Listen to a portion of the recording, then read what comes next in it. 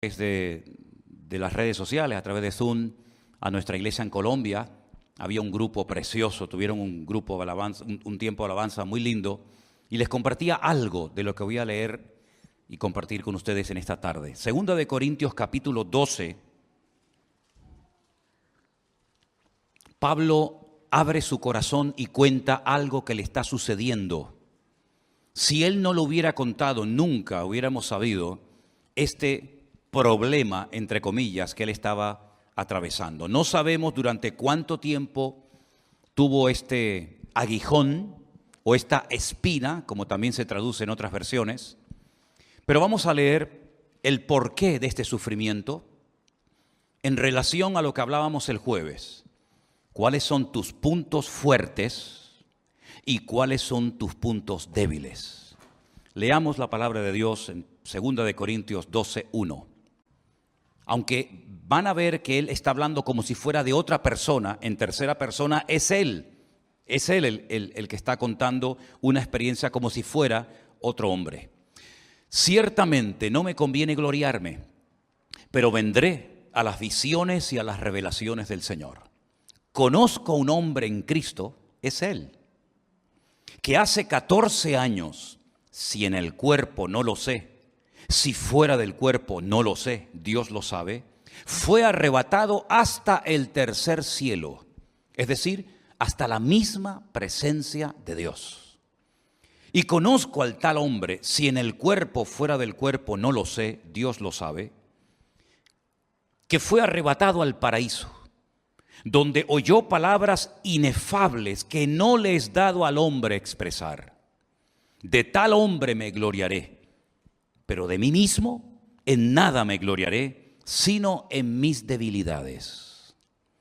Sin embargo, si quisiera gloriarme, no sería insensato, porque diría la verdad. Pero lo dejo, para que nadie piense de mí más de lo que en mí ve u oye de mí. Y para que la grandeza de las revelaciones no me exaltase desmedidamente, me fue dado un aguijón en mi carne, un mensajero de Satanás que me abofetee, para que no me enaltezca sobremanera. Respecto a lo cual 3 veces he rogado al Señor que lo quite de mí. Y me ha dicho: bástate mi gracia, porque mi poder se perfecciona en la debilidad. Por tanto, de buena gana me gloriaré más bien en mis debilidades, para que repose sobre mí el poder de Cristo.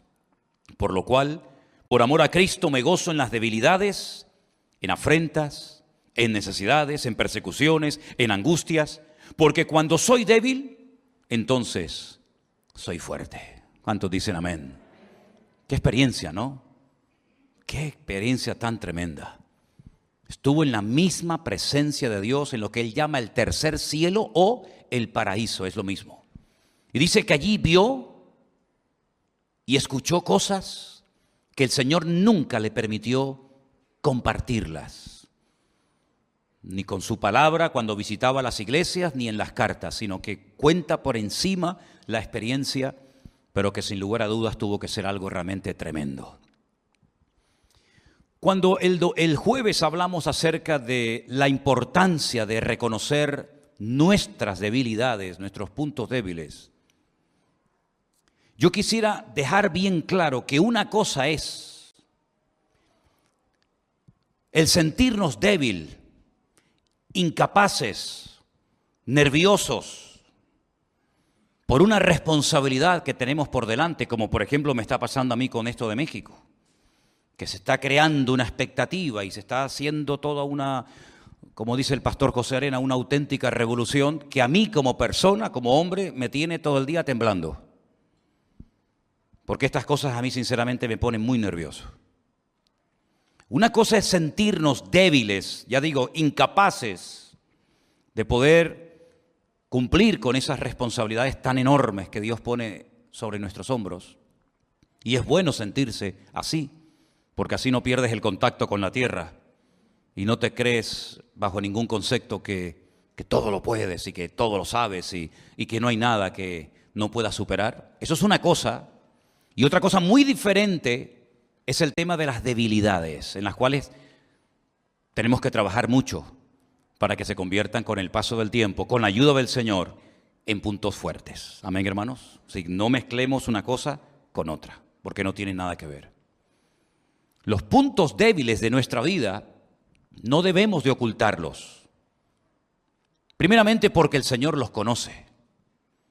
Y como dijimos el día jueves, si esos puntos débiles no los reconocemos y se los entregamos al Señor, son auténticas amenazas en nuestro camino.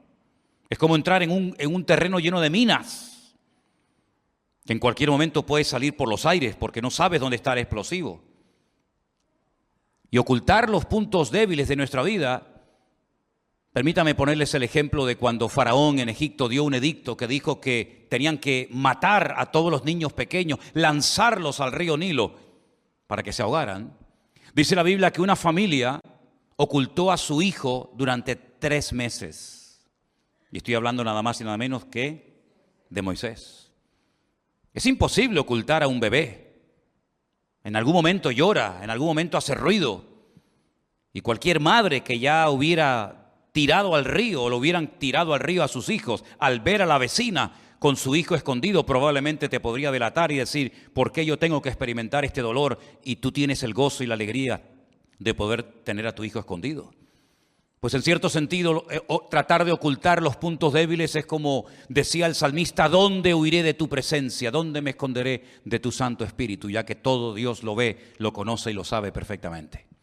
Es absurdo intentar ocultar nuestros puntos débiles, porque cuanto antes los reconozcamos y los confesemos, pidiéndole ayuda al Señor, antes podremos superarlos y vencerlos en el nombre del Señor.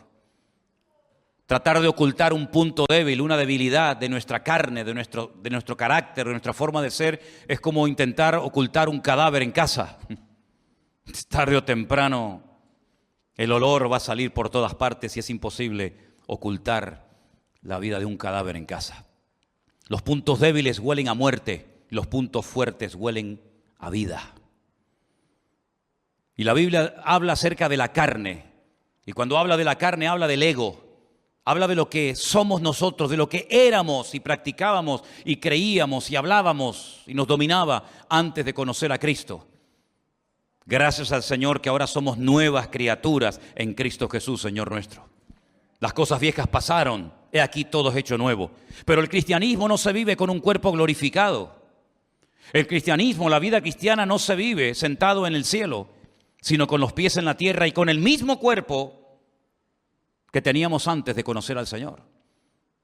Y en ese cuerpo manchado por las cosas de este mundo, este cuerpo de barro, de polvo y ceniza, como decía el patriarca Abraham, es donde muchas veces todavía quedan reminiscencias de nuestra antigua vida y muchas veces pues salen a la luz. Y es lo que yo quiero en esta tarde hablar acerca de los puntos débiles. ¿Sabéis que hay más de 30 versículos en la Biblia que hablan acerca de las debilidades humanas? Y me llama muchísimo la atención que la Biblia no presenta a los hombres de Dios, a los hombres y a las mujeres, como personas que nunca fueron tentadas, que nunca tuvieron debilidades, que todo lo que hacían les salía bien, sino más bien todo lo contrario. El Señor no oculta el pecado de Adán y Eva. Podía haberlo pasado por alto, pero no lo hace. La Biblia dice que oyeron la voz de Satanás, le creyeron, le obedecieron y perdieron su comunión con Dios por desobediencia. Y la Biblia lo dice. La Biblia no oculta el asesinato de Caín. La Biblia no oculta la envidia y los celos de los hermanos de José cuando lo quieren matar, pero por la gracia de Dios se salvó y fue esclavo durante muchos años en Egipto. La Biblia no oculta las triquiñuelas de Jacob, tratando de obtener la bendición a toda costa, ¿verdad? Si hay que engañar al padre, se engaña. Si hay que hacer lo que sea, se hace con tal de obtener la bendición. La Biblia no oculta el pecado terrible de David, ni su adulterio, ni cómo mató al marido de la mujer con la cual se acostó. La Biblia no oculta las debilidades de Salomón, que por cierto todos sabemos cuáles eran, ¿verdad?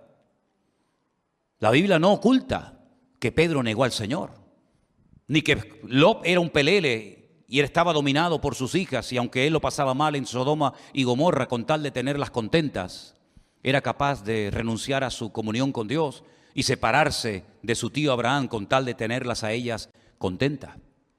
La Biblia no oculta la debilidad de Judas, que dice que era una persona que robaba la bolsa, extraía el dinero y finalmente terminó traicionando al Señor por unas pocas piezas de plata.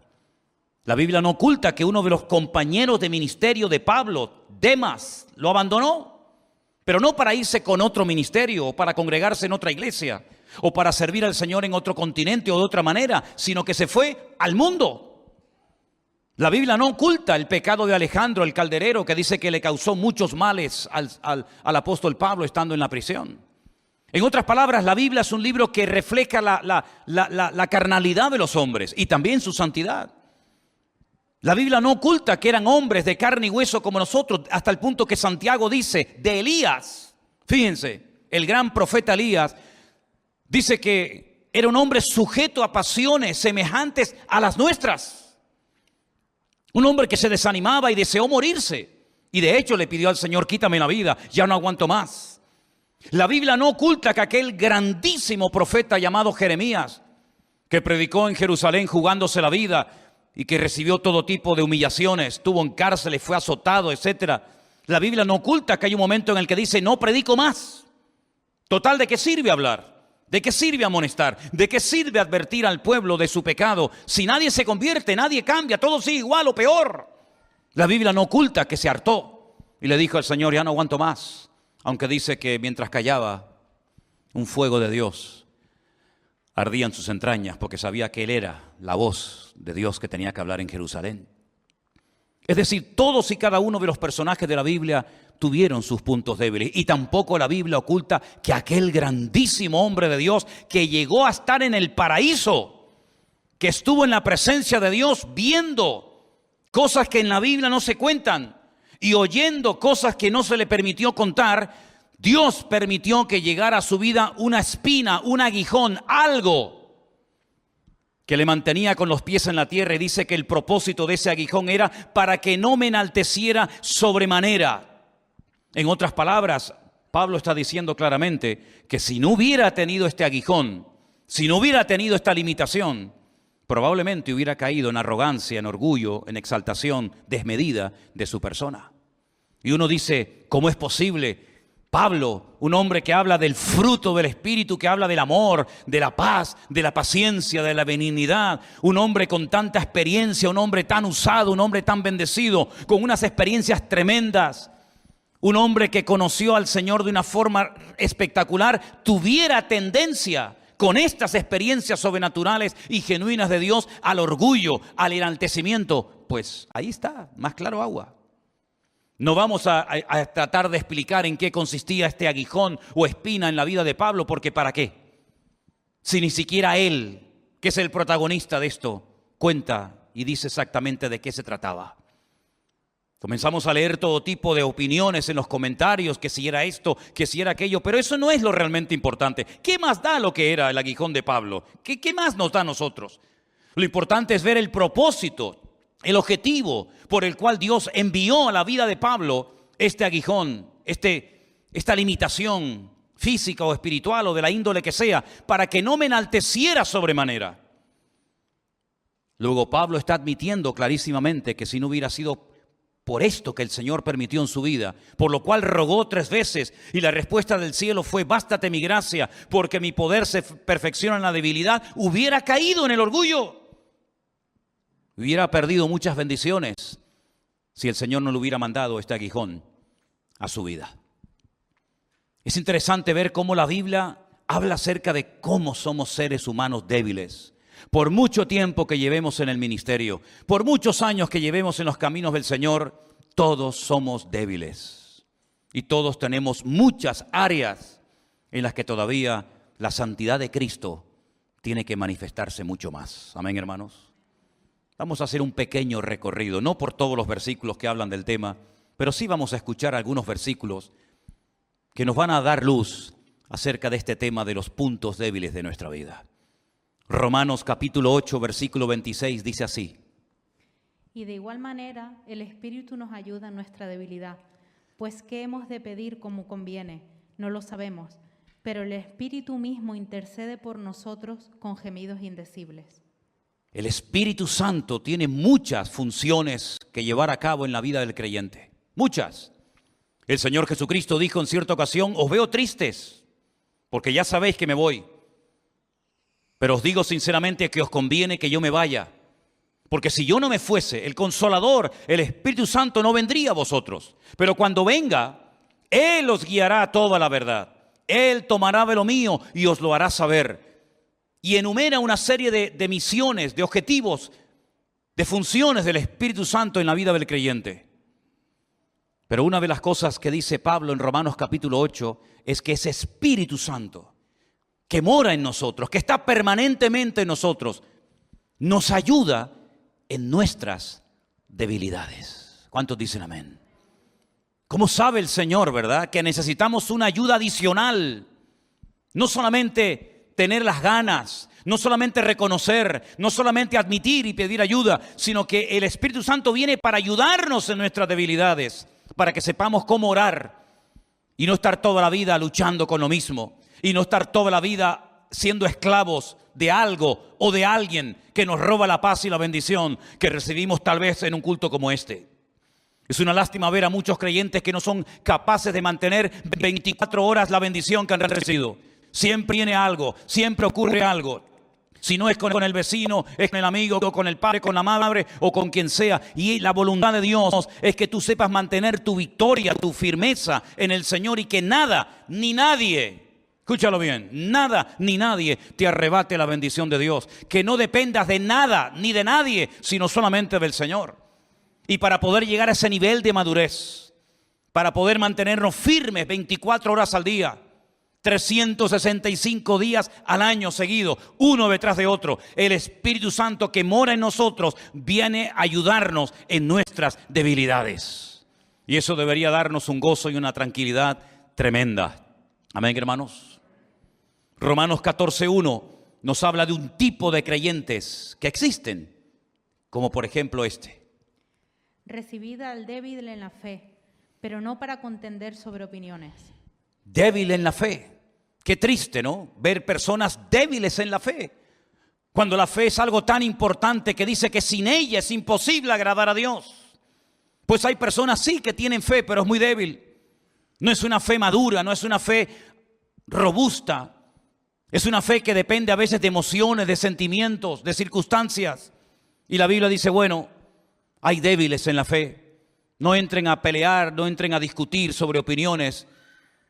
Pues recíbanlo y traten de ayudarlos lo mejor posible. Espero que no haya ningún débil en la fe en esta tarde entre nosotros, ni en sus casas, sino que todos tengamos, como dijo el Señor de aquel hombre, grande es tu fe. En todo Israel no he encontrado un hombre con tanta fe como este hombre, ¿se acuerdan? También en Romanos capítulo 15, versículo 1, nos dice la palabra así. Así que los que somos fuertes debemos soportar las flaquezas de los débiles y no agradarnos a nosotros mismos. Ahí hay dos tipos de creyentes, los fuertes y los débiles. ¿A qué grupo perteneces? ¿Con quién te identificas? ¿Con los fuertes o con los débiles? Si dices con los fuertes, pues dice aquí que los fuertes deben de soportar las flaquezas de los débiles y no agradarnos a nosotros mismos. Y si eres del grupo de los débiles, pídele al Señor que salgas de ese grupo lo antes posible y que formes parte de los fuertes y maduros en el nombre del Señor. Tenemos por otra parte un versículo precioso que es un consejo a las personas que son débiles, a las personas que han caído y tropezado, a las personas que han perdido su estabilidad y firmeza en el Señor. Hebreos 11:34. Apagaron fuegos impetuosos, evitaron filo de espada, sacaron fuerza de debilidad, se hicieron fuertes en batalla, pusieron en fuga ejércitos extranjeros. No era ese el que yo decía, pero está bien, sí. El capítulo 11 del libro de Hebreos es extraordinario porque habla de cosas que se lograron hacer en la historia gracias a la fe. No todos hicieron lo mismo. Hay gente que tiene fe o tuvo fe para ir a la guerra y vencer a los enemigos del pueblo de Dios. Pero hay gente que tuvo fe para aguantar sufrimiento y torturas y adversidades. La fe nos ayuda para tantos y tantos aspectos de la vida. Y dice que hubieron personas que sacaron fuerza de la debilidad. porque clamaron y se refugiaron en el Señor. Pero en la carta a los Hebreos, en el capítulo 12, verso 12, que es el versículo que es un consejo, dice: por lo cual, Ese levantad las manos caídas y las rodillas paralizadas. las manos caídas, los que dicen: he tirado la toalla, pastor, ya no puedo más con esto. He bajado las manos, me rindo, ya no puedo más. Las rodillas paralizadas, las que ya no quieren avanzar, los que ya no quieren caminar, han tropezado tantas veces, han hecho tanto tipo de promesas, han decidido después de un mensaje tomar una decisión por el Señor y luego no la han cumplido, no han permanecido en el Señor, que dice que a esta gente que ya ha bajado las manos y que tienen ya las rodillas paralizadas, hay que levantarlos y decirles: adelante, todavía queda mucho camino por recorrer. Le pasó a Elías, le pasó a Pedro, le pasó a tantas personas de la historia bíblica que por lo que hicieron o no hicieron, por lo que dijeron o dejaron de decir, se sintieron fracasados, inútiles. ¿Cómo se va a sentir Pedro después de haber negado al Señor 3 veces? No era la mejor noche, no era el mejor día de su vida. Fue el día malo para Pedro. Fue el día en el que no fue capaz de decir: sí, yo soy un discípulo de Cristo. Yo he visto al Señor glorificado en el monte y he visto cómo se le presentó un día a Moisés y Elías. Sí, yo lo he visto. ¿Cómo voy a negar eso? ¿Y cómo voy a negar que yo fui uno de los que repartían panes y peces a enormes multitudes cuando yo sabía que no teníamos recursos para que las multitudes se saciaran? ¿Cómo voy a negar eso?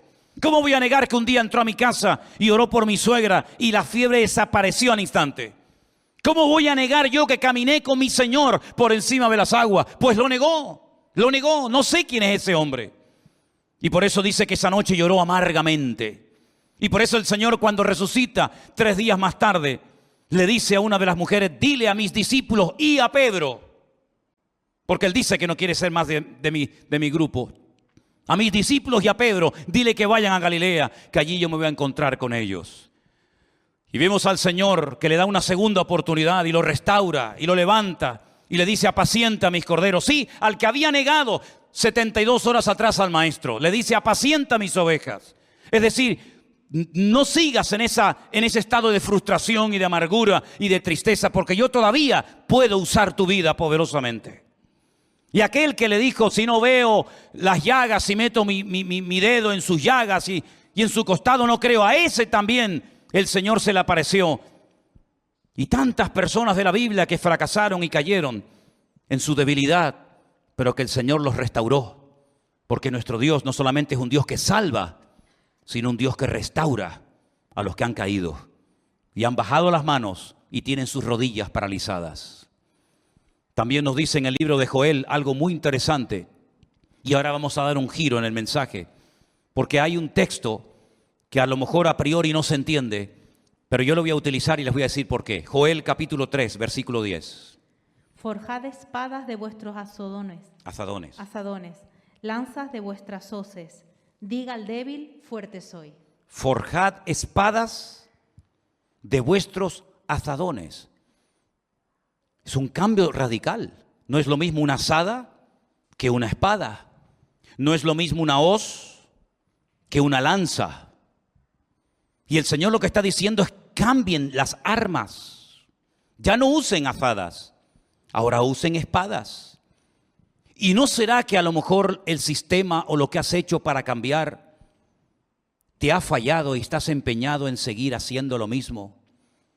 Quiero recordarle las palabras de aquel hombre que todos conocemos, Albert Einstein, que dijo en una ocasión: si quieres ver cambios, no hagas siempre lo mismo. Y hay personas que están empeñadas que el sistema, que el método que ellos tienen es eficaz. Y lo podemos ver en la sociedad en la que vivimos. Y el Señor Jesucristo la definió como ciegos, guías de ciegos. Si un ciego cae en el hoyo, ¿cómo va a poder guiar a otro? Los dos caerán en el mismo hoyo, en la misma trampa, en la misma red.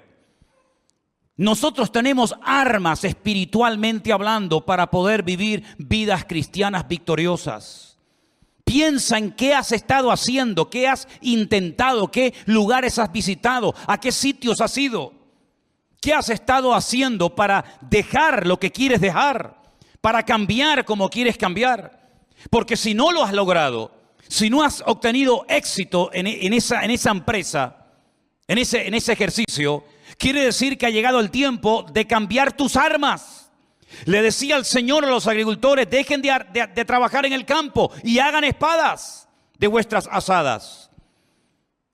Dejad la hoz y convertirlas en lanzas. En otras palabras, es un cambio de estrategia.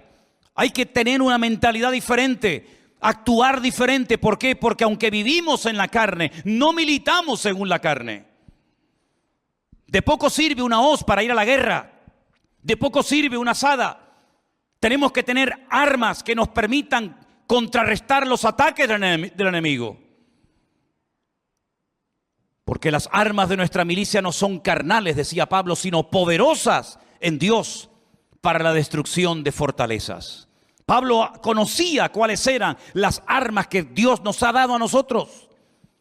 Y si quieren pueden leer tranquilamente el capítulo 6 de la carta de Pablo a los Efesios, donde van a ver cómo él describe la armadura de un soldado romano y él aplica cada una de las partes de la armadura del soldado romano a distintas armas que tiene el creyente para defenderse y atacar en el día de hoy. Él observaba que el soldado romano no iba desprotegido en cuanto a la cabeza, sino que llevaba un yelmo. Y él dice: el yelmo es como la salvación.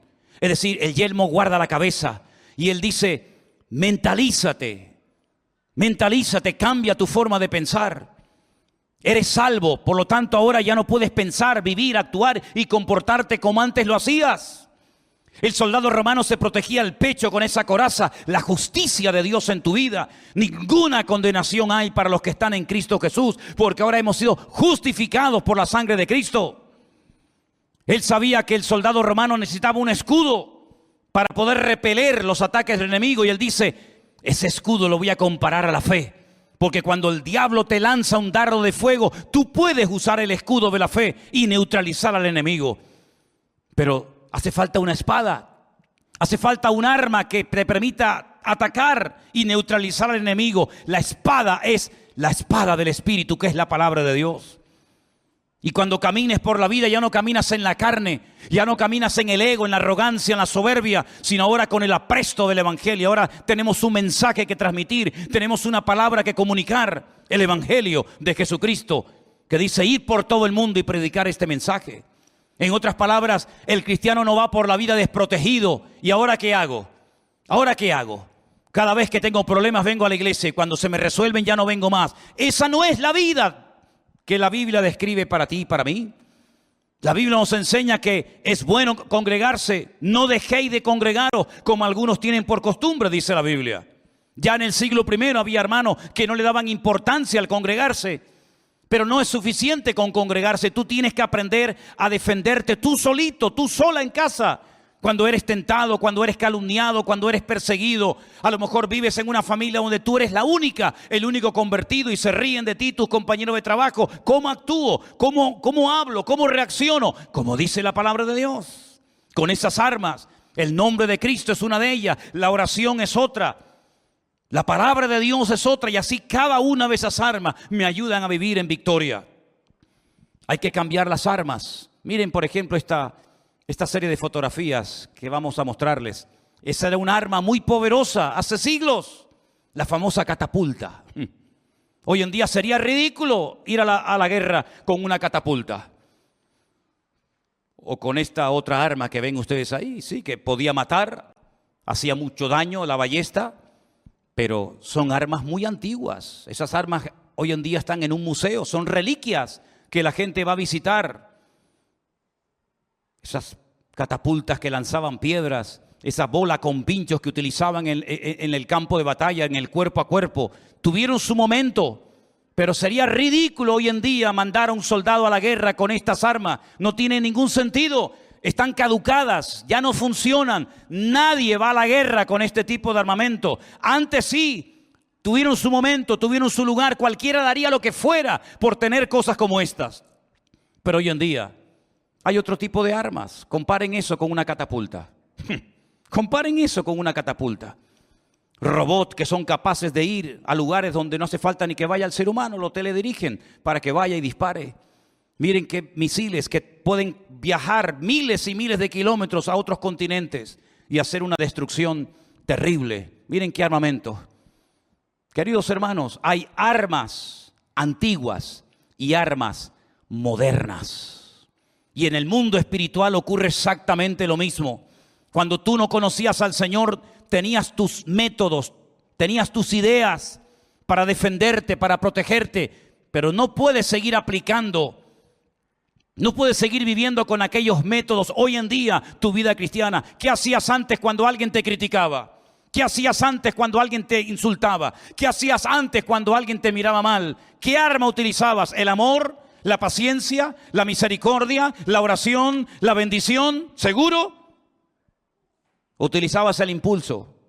El impulso de tus puños, las palabras de tu boca. ¿Sabe Dios qué armas utilizábamos nosotros, verdad? Pero ahora, aunque andamos en la carne, aunque estamos en este mundo, no militamos, no ejercemos en el ejército de este mundo, sino que ahora cuando recibimos ataques y presiones de todo tipo, de arriba, de abajo, incluso hasta de hermanos en Cristo, porque no solamente son los problemas que vienen de la calle, a veces también vienen desde adentro. Y se levantarán de entre vosotros, dice la Biblia, falsos profetas y falsos apóstoles y falsos hermanos. Por supuesto que sí, siempre lo ha habido y siempre lo sabrá. Pero ¿cómo reaccionamos ahora ante todo eso? Con armas diferentes, con armas espirituales, con lo mismo que hacía el Señor cuando le insultaban, que no devolvía otra maldición. Dando ejemplo, comportándonos de una forma distinta y diferente, llevando todo a la oración, a la presencia del Señor y poniendo todo en sus manos, sabiendo que Él es nuestro mejor abogado. ¿Cuántos dicen amén? Si no aprendemos a vivir así, si no queremos defendernos a nosotros mismos, estaremos perdiendo el tiempo y seremos otra vez víctimas de nosotros mismos. Porque dicho sea de paso, el mayor enemigo que nosotros tenemos somos nosotros mismos.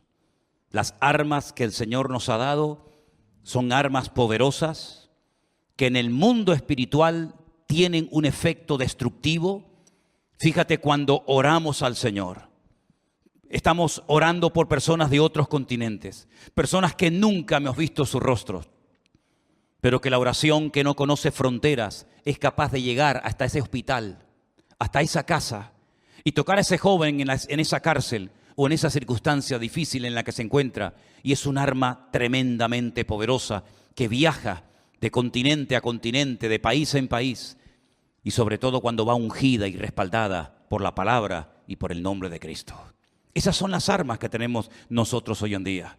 Antes, cuando tal vez no teníamos dinero, cuando no podíamos pagar las deudas, cuando nos echaban del trabajo, cuando no te pagaban lo que te habían prometido pagar, ¿verdad? Agarrabas al jefe por el cuello, le insultabas, lo querías denunciar, le querías pegar.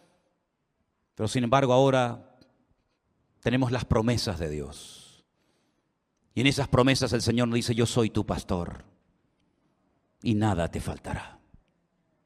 Nada te faltará. Y a veces nos enfadamos con las personas. Y es como cuando nos golpeamos con el martillo un dedo. ¿Le ha pasado alguna vez a ustedes? ¿Alguna vez te ha pasado? Como duele, ¿eh?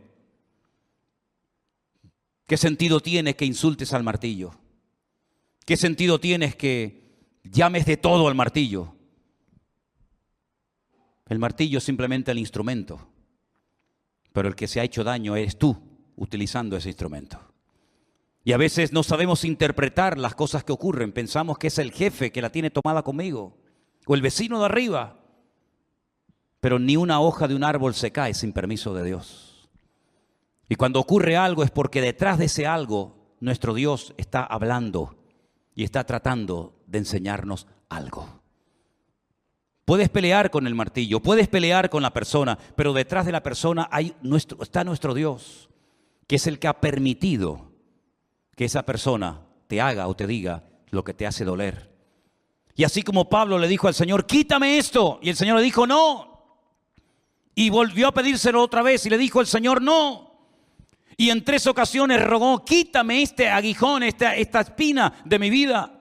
Y el Señor dijo: no te lo voy a quitar, pero te voy a enseñar algo que no has aprendido hasta ahora, y lo vas a aprender sí o sí. Que mi gracia Es decir, mi presencia en ti es más que suficiente. Y vas a aprender a gozarte, no solamente cuando te aplauden, sino también cuando te persiguen. Y vas a aprender a gozarte, no solamente cuando hay una multitud de gente que te escucha, sino cuando estás solo en una mazmorra que nadie viene a visitarte. Allí vas a escribir una de las mejores cartas que jamás en tu vida habías pensado escribir, cuya palabra principal y más repetida será: gozaos en el Señor, regocijaos en el Señor. Otra vez os digo, regocijaos en el Señor. Y vas a aprender a gozarte cuando hay un montón de gente que te escucha y te admira. Y vas a gozarte cuando un Demas te abandone, o cuando un Alejandro el Calderero te traicione, y cuando nadie en tu primera defensa esté a tu lado. Vas a aprender a gozarte en afrentas, en debilidades, en soledad. En todo momento vas a aprender a gozarte. Es decir, el favor que le estaba haciendo el Señor a Pablo con este aguijón fue tremendo.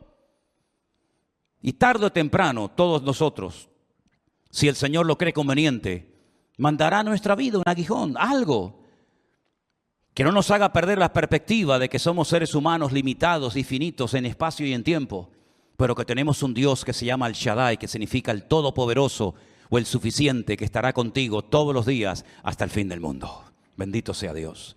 Hay lecciones que se aprenden leyendo la Biblia, las captas, las aprendes, las memorizas, las interiorizas, las pones en práctica, amén. Pero hay otras lecciones que se aprenden llorando y sufriendo, y son las que nunca se olvidan. Por eso decimos en una de las canciones que tenemos en el repertorio de la iglesia: hay dolores que son una bendición. Y las hermanas saben perfectamente, las que habéis sido madres, sabéis perfectamente que vuestros hijos son una bendición, pero los paristeis con dolor. Y esa experiencia que tuvisteis con dolor no se olvida nunca. Y lo que se aprende en la vida cristiana con dolor, con lágrimas, con sufrimiento, no se olvida nunca.